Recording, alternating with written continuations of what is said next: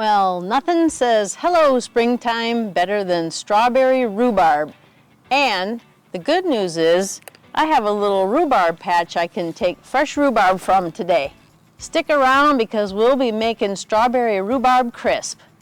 Hello friend, today's kitchen location is Minnesota, United States.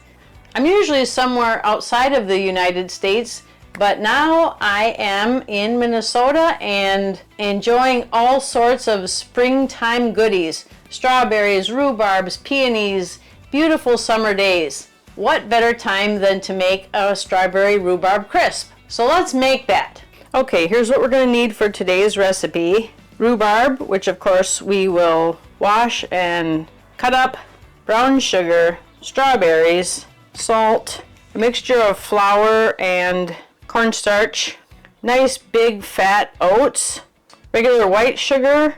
I'm going to zest this orange peel, cinnamon if you like it, cornstarch, vanilla, and butter. Can't forget the butter. And those are the ingredients, so let's get them prepared for the strawberry rhubarb crisp. The recipe calls for 3 cups of strawberries and 3 cups of rhubarb. So let's get these washed up and start cutting them up. If you like kitchen gadgets, stay tuned for upcoming videos. I have a feeling we're going to be learning about a lot of cool, unusual, quirky kitchen gadgets. This particular gadget is a strawberry huller.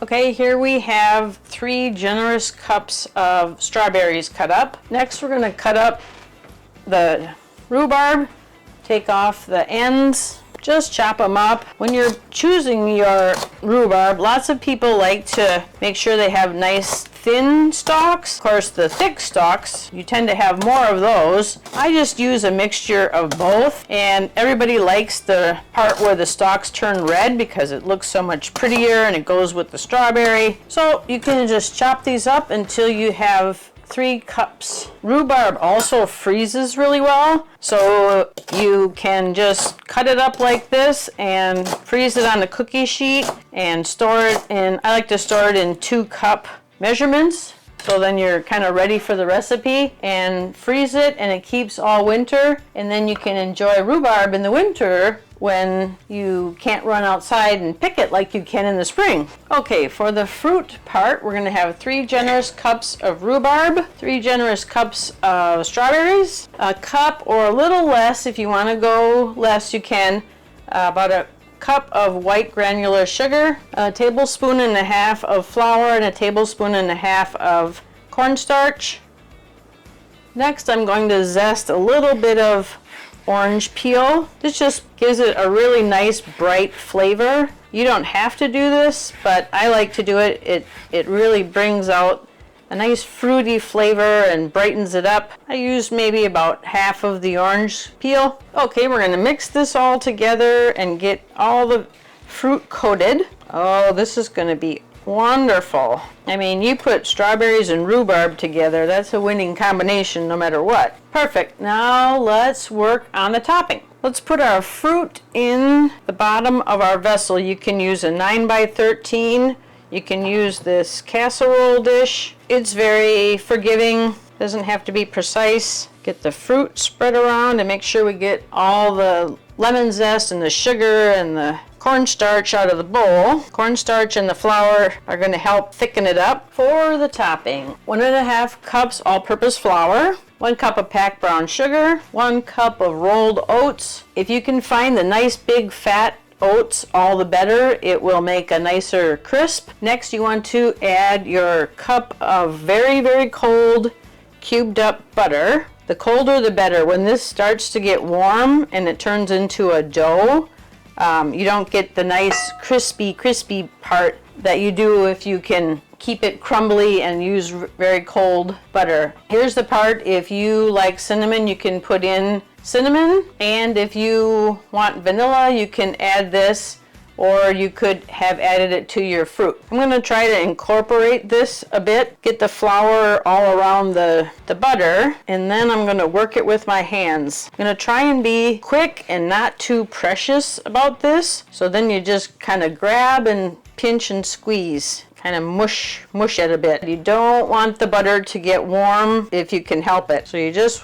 kind of work this into little pea-sized little crunchy balls. So I'm going to do that for just a minute and then we'll have the topping ready. Okay, next we'll put our topping on our fruit. We'll top it. You want the dough to be shaggy like this. Some of these balls are actually a little bit soft. You want it to be real shaggy and a bit sandy. Now we'll put it on top of the fruit.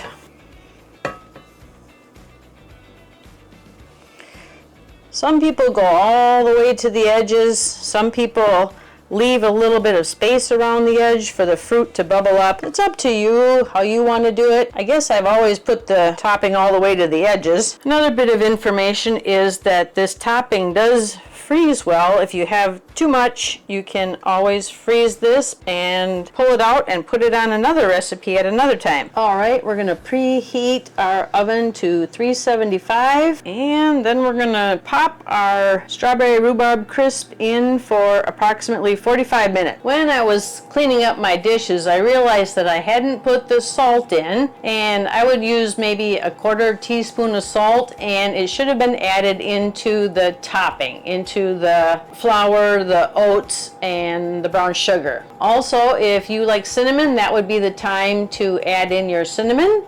I would probably start with about a 1/2 teaspoon, depending on how much you like it. I also didn't put the vanilla in anywhere. If you want to add vanilla, I would put it in when you're mixing up the fruit, and I would go with, you know, just a little drizzle out of the bottle, maybe a 1/2 teaspoon. So I just thought I should address those topics because I seem to have missed them when I was building my crisp. All right, it's been 45 minutes. Let's take a look.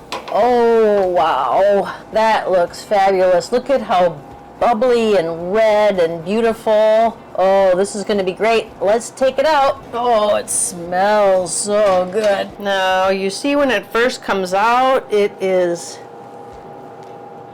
bubbly and beautiful. And at this point, the fruit is going to be very loose. It's going to be pretty runny. So we really do have to wait for this to cool down a little bit before we serve it. It looks delicious. I can't wait to dig in. Let's give this a taste. Well, my microphone decided not to work, but you can tell by the look on my face, this turned out fabulous.